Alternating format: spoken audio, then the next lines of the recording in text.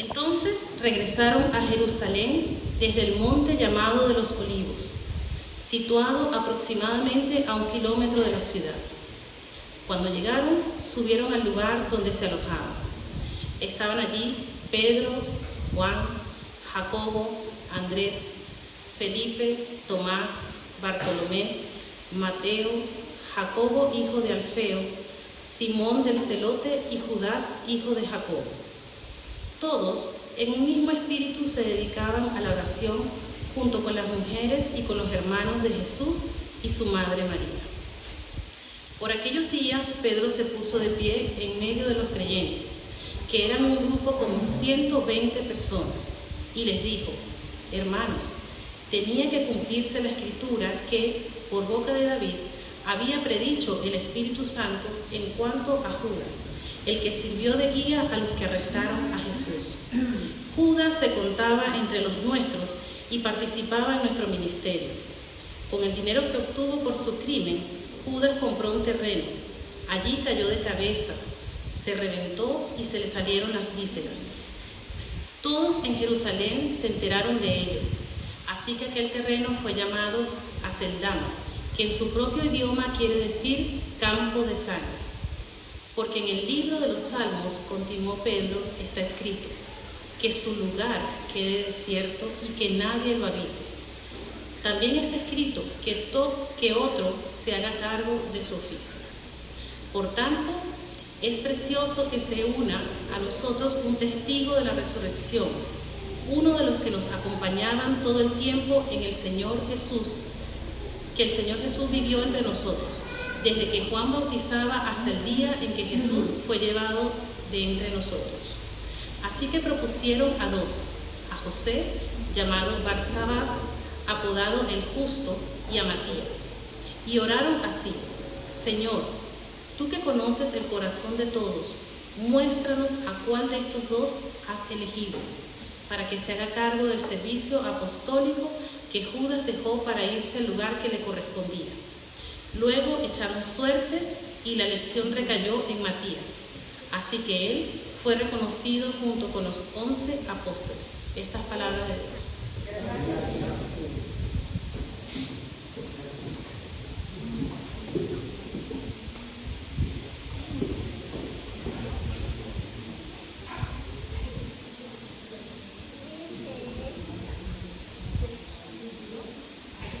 La semana pasada comenzamos la serie Venga tu Reino, basada en el libro de Hechos, que dijimos que era el relato de Lucas sobre cómo Jesús continuaba su obra y enseñanza, ahora a través del Espíritu Santo en sus apóstoles.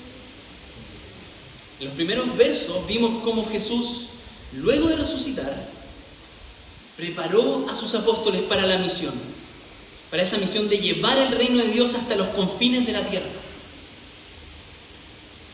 Se apareció a ellos durante 40 días, los afirmó en la fe en la resurrección, les abrió el entendimiento de cómo Él, su muerte y su resurrección eran el cumplimiento de todas las Escrituras. Y les dijo que esperaran al Espíritu Santo, que les daría el poder para llevar a cabo su misión. Luego fue llevado al cielo como el Hijo del Hombre, entronizado como Rey sobre toda la creación. Así que ya estaban casi listos para la misión, preparados y bajo el gobierno del Señor Jesús. Solamente quedaba esperar al Espíritu Santo que Él les había prometido. Y eso vamos a ver hoy, el cómo esperaban al Espíritu para iniciar su misión, para continuar con la obra de Jesús en el poder del Espíritu, dando testimonio acerca de Él a toda persona. Vamos a buscar por qué y cómo los apóstoles son un modelo para nuestra misión. Los invito a orar.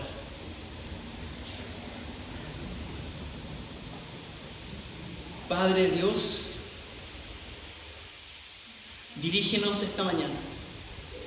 Háblanos, muéstranos a través del ejemplo de los apóstoles cómo nosotros debemos llevar nuestra vida, cómo debemos llevar la iglesia. Y también muéstranos por qué ellos son un modelo para nosotros. Desafíanos en múltiples áreas esta mañana, Señor. Amén. Jesús les dio una instrucción antes de ser llevado a los cielos. Lo vimos la semana pasada, versos 4 y 5 del capítulo 1 de Hechos. No se alejen de Jerusalén, sino esperen la promesa del Padre de la cual les he hablado. Juan bautizó con agua, pero dentro de pocos días ustedes serán bautizados con el Espíritu Santo. ¿Qué hicieron entonces? Obedecieron. Miren los versos 12 y 13. Entonces regresaron a Jerusalén desde el monte llamado de los Olivos, situado aproximadamente a 1 kilómetro de la ciudad. Cuando llegaron, subieron al lugar donde se alojaban. Estaban allí Pedro, Juan, Jacobo, Andrés, Felipe, Tomás, Bartolomé, Mateo, Jacobo, hijo de Alfeo, Simón el celote y Judas, hijo de Jacobo. ¿Contaron? Los ahora 11 apóstoles, que no estaban lejos de la ciudad, volvieron a ella como Jesús les había mandado. Y allí, reunidos en el mismo lugar que lo habían hecho las últimas veces, esperaron lo que Jesús les había anunciado como promesa del Padre.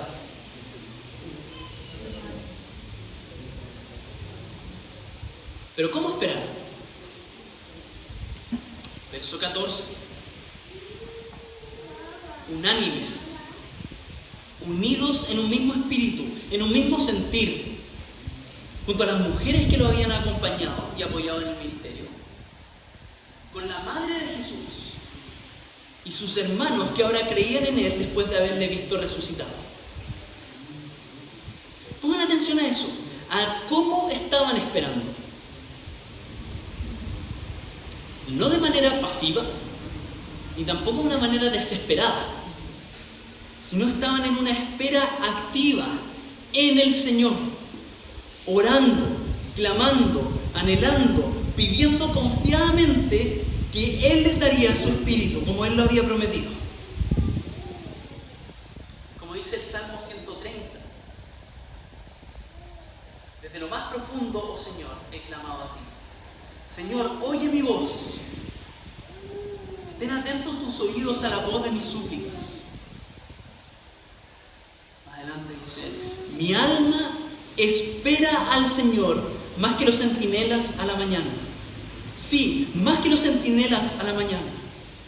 Oh Israel, espera en el Señor, porque en el Señor hay misericordia y en Él hay abundante redención. Él redimirá a Israel de todas sus iniquidades. Su espera activa era una oración continua, perseverante, insistente, dedicada, entregada, fervorosa, que mostraba su dependencia de Dios, su necesidad de Él, ese deseo de recibir de parte suya. Muestra la sujeción que ellos tenían a su voluntad. Toda esta dependencia de Dios, reflejada en la obediencia a Jesús y en la espera en oración, es para nosotros un ejemplo y un llamado de atención.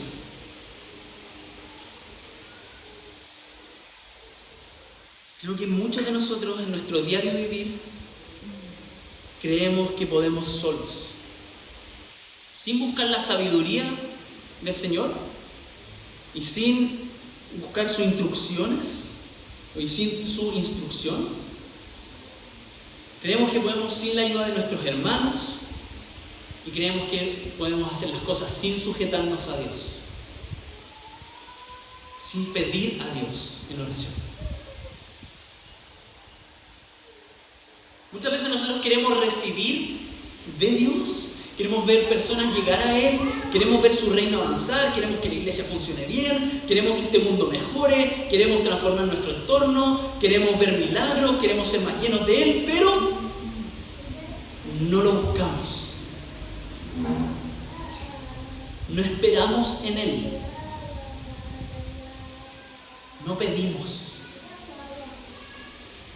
¿Tengo algo de razón, no? ¿O soy solo yo? Por eso quiero invitarnos a tomar el modelo de los apóstoles y depender de Dios. Obedecer sus instrucciones, obedecer su enseñanza, obedecer a su sabiduría. Él es más sabio que nosotros.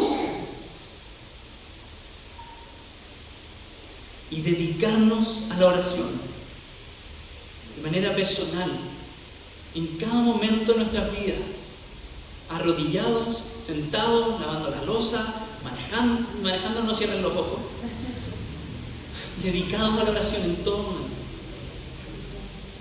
Pero también dedicados a la oración como iglesia. Celebro al grupo que perseverantemente se junta los martes a orar por Zoom. Celebro los grupos en casa que se reúnen a orar. Celebro también que en cada reunión tenemos esa práctica de orar y pedirle a Dios, pedir que Él nos guíe, pedir que Él nos dé, etc. Pero creo que hay más. Que tenemos que ser una iglesia que está dependiendo del Señor a todo nivel, que pide y pide, que anhela al Espíritu para ser transformados. Que anhela al Espíritu para llevar a cabo nuestra misión. Que no dependemos de los programas, no dependemos de un calendario bien organizado, ni dependemos tampoco de muchos servidores. Dependemos del Señor y esperamos en Él. Confiamos que Él hará.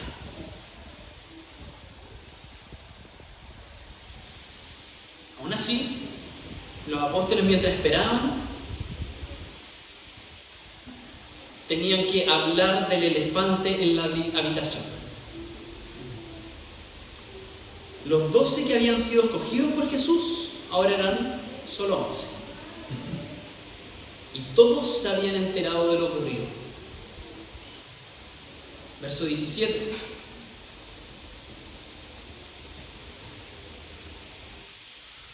Uno de ellos, que realmente había sido parte del ministerio, traicionó a Jesús. Un hermano, un amigo, un compañero, alguien a quien se le había confiado todo, traicionó a Jesús. Verso 18. Con el dinero que obtuvo por su crimen, compró un terreno. Allí cayó de cabeza, se reventó y se le salieron las vísceras. ¿Por qué ocurrió eso? ¿Cómo Dios lo permitió?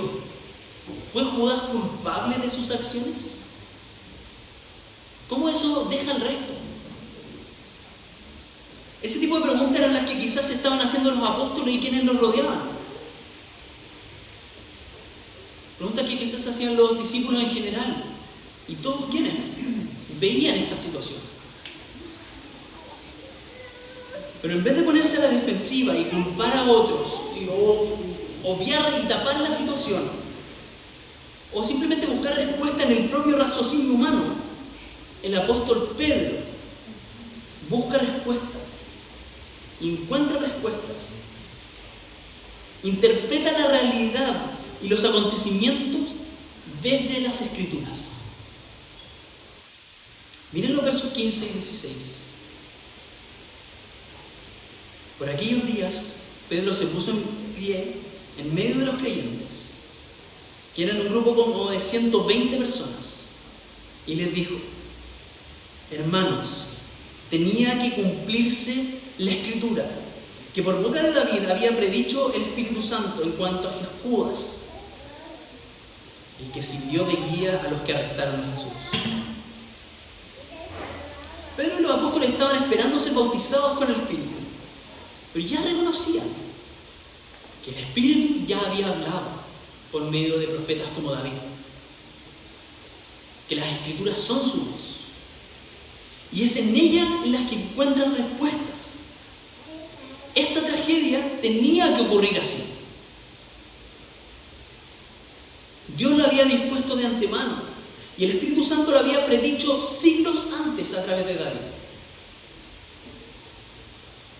Por eso Pedro interpreta lo sufrido por Cristo a la luz del Salmo 69. O dicho de otra forma, en el Salmo 69 ve al Cristo sufriendo a mano de sus perseguidores. Ve al Cristo encontrando refugio en Dios. Y ve al Cristo declarando la venganza de Dios sobre sus enemigos. Enemigos como el que Judas había decidido ser al entregarlo.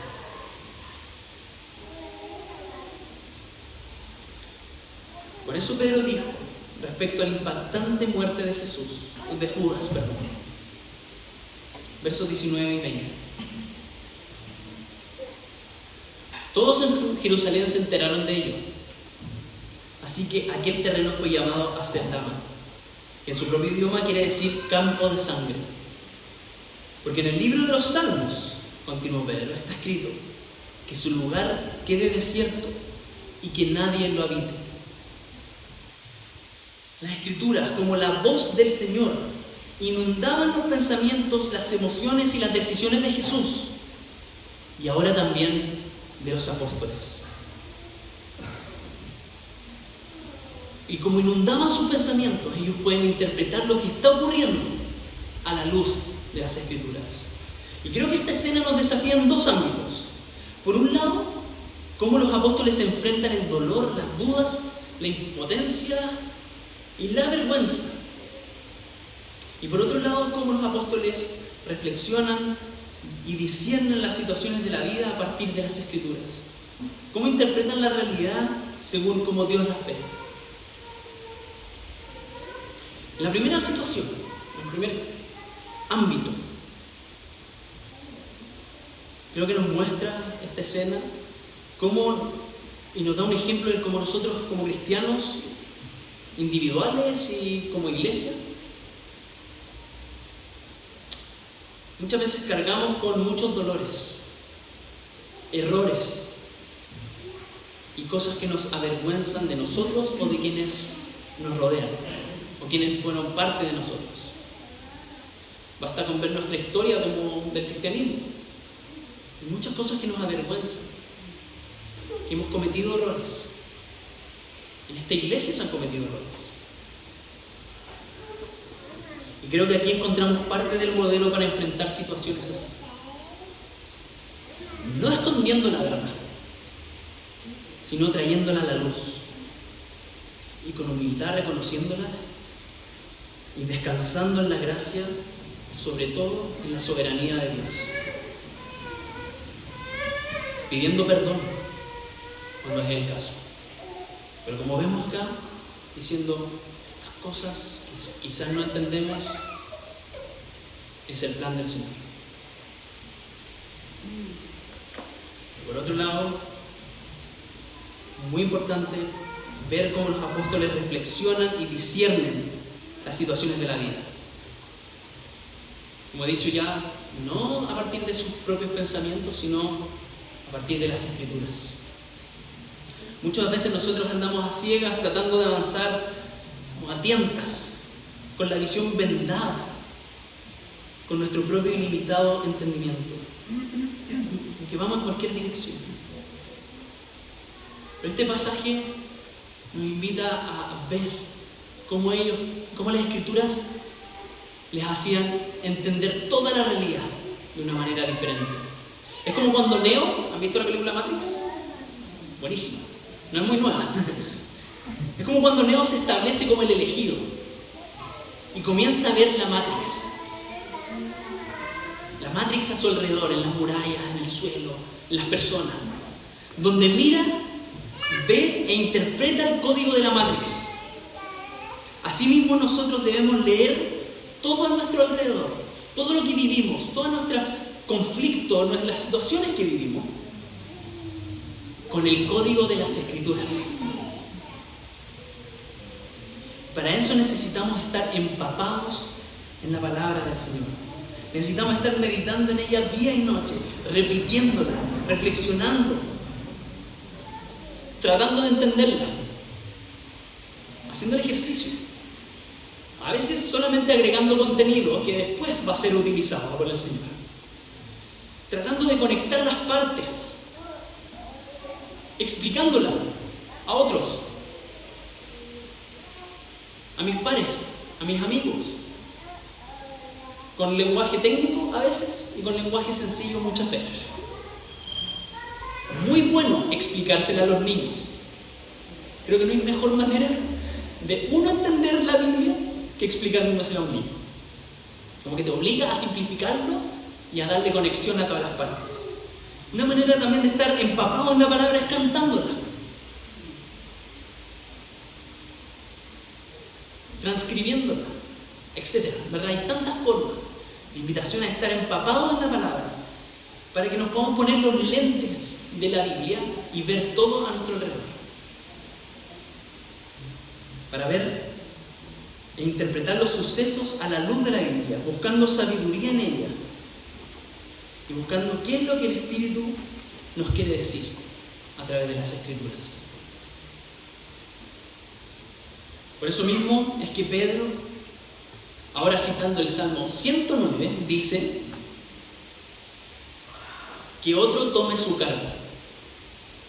Lo que realmente está haciendo es evocar todo el Salmo 109. Así que como probablemente no todos acá no sabemos el Salmo 109 de memoria, como quizás se lo sabían quienes escuchaban a Pedro, déjenme leer una porción más larga de él. Dice: oh Dios, alabanza mía, no guardes silencio, pues gente impía y mentirosa ha declarado en mi contra, y con lengua engañosa me difaman. ¿A quién le suena que está hablando? Con expresiones de odio me acosan y sin razón alguna me atacan. Mi amor me lo pagan con calumnias, mientras yo me encomiendo a Dios. Mi bondad la pagan con maldad. En vez de amarme, me aborrecen. Pon en su contra un malvado, que a su derecha esté su acusador. Que resulte culpable al ser juzgado y que sus propias oraciones lo condenen. Que se acorten sus días y que otro se haga cargo de su juicio. Por eso Pedro ve necesario que otro tomara el lugar de Judas. Porque también Cristo había escogido a 12. Un número que para un judío tenía un significado no menor. Y que Jesús había utilizado este número en su ministerio a través de sus apóstoles. Así como el pueblo de Dios llegó a ser la numerosa nación prometida a través de Jacob, renombrado Israel, habían llegado a ser esta gran nación a través de los hijos de Jacob, de sus 12 hijos, que formarían las 12 tribus. Así también los 12 apóstoles representan el nuevo comienzo, el comienzo del nuevo pueblo de Dios por medio de Jesucristo. Un pueblo que está para la bendición de todas las naciones. Entonces era importante volver a ese número y cumplir con el Salmo 109. Versos 21 y 22 de Hechos 1. Pedro dice: por tanto es preciso que se una a nosotros un testigo de la resurrección, uno de los que nos acompañaban todo el tiempo que el Señor Jesús vivió entre nosotros, desde que Juan bautizaba hasta el día en que Jesús fue llevado de entre nosotros. Lo que está haciendo Pedro es observar qué tenían en común los 12. Estos 12 llamados por Jesús a ser sus apóstoles, es decir, a ser aquellos enviados a hablar en el nombre de Jesús, con su autoridad y como sus representantes. En su mente estaba el estar sujetos a Cristo, continuando con lo que Él hacía y como Él lo hacía.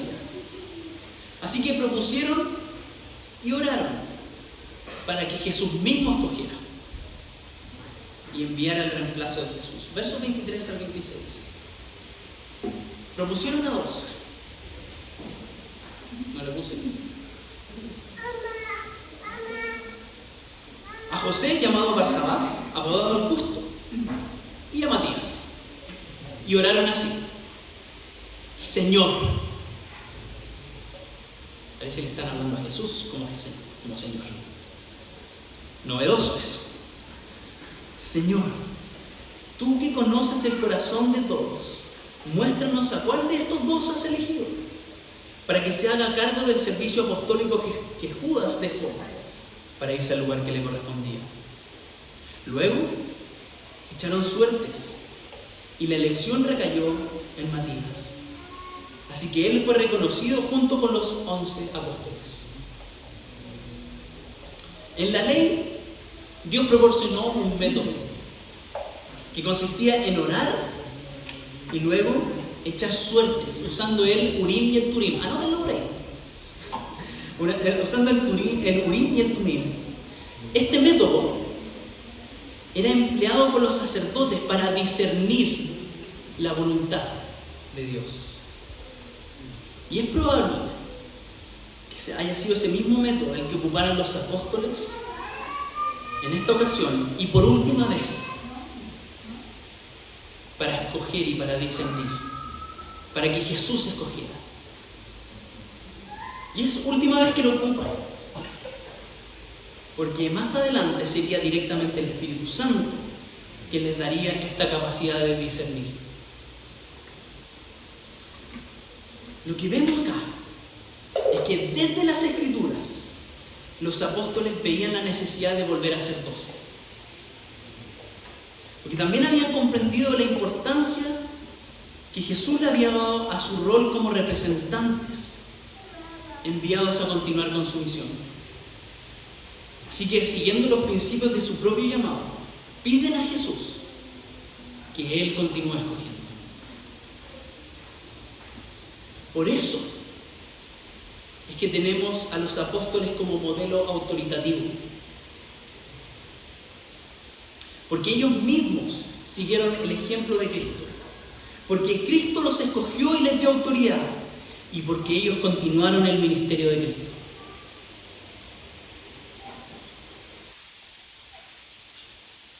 Nosotros podemos seguir su modelo para, por ejemplo, tomar decisiones de quién va a ser parte del concilio.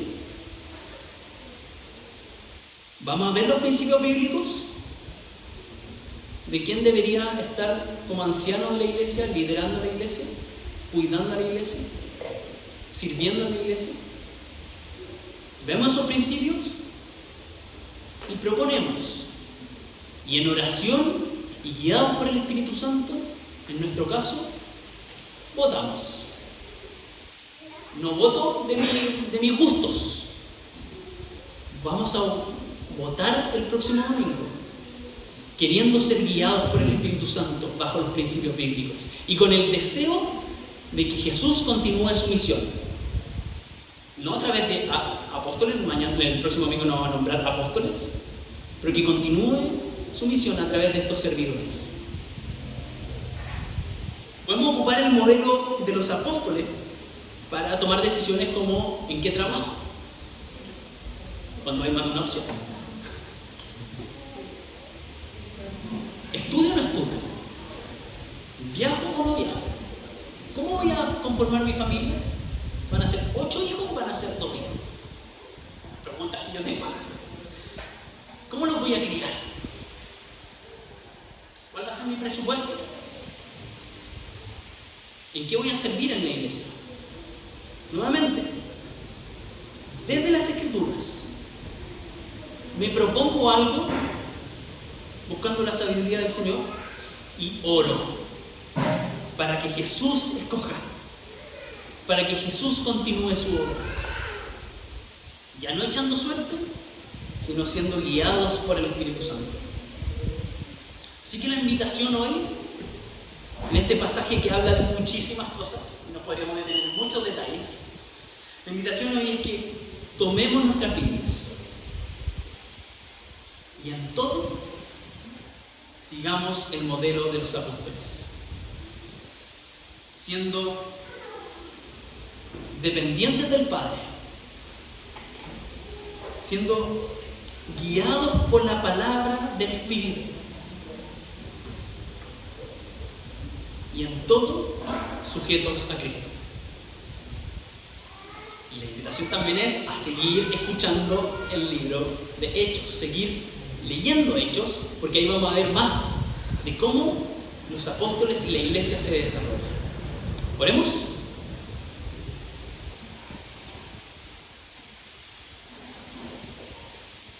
Sí, Señor, gracias por poner a los apóstoles, por escoger sabiamente y por tú también escoger al reemplazo de Judas.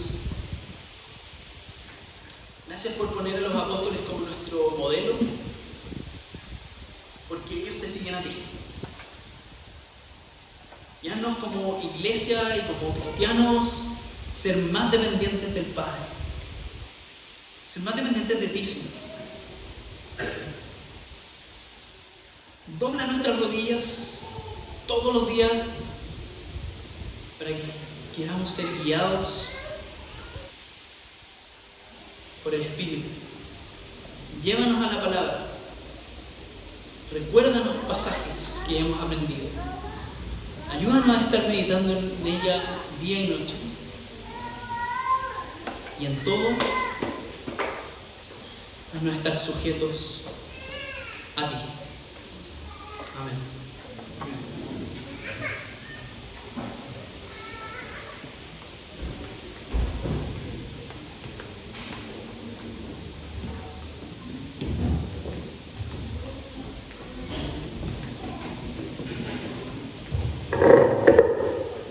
Gracias damos por este sermón en que nos insiste en la dependencia que tenemos nosotros siempre de Dios. Los invito a ponerse de pie para que cantemos nuestra última alabanza.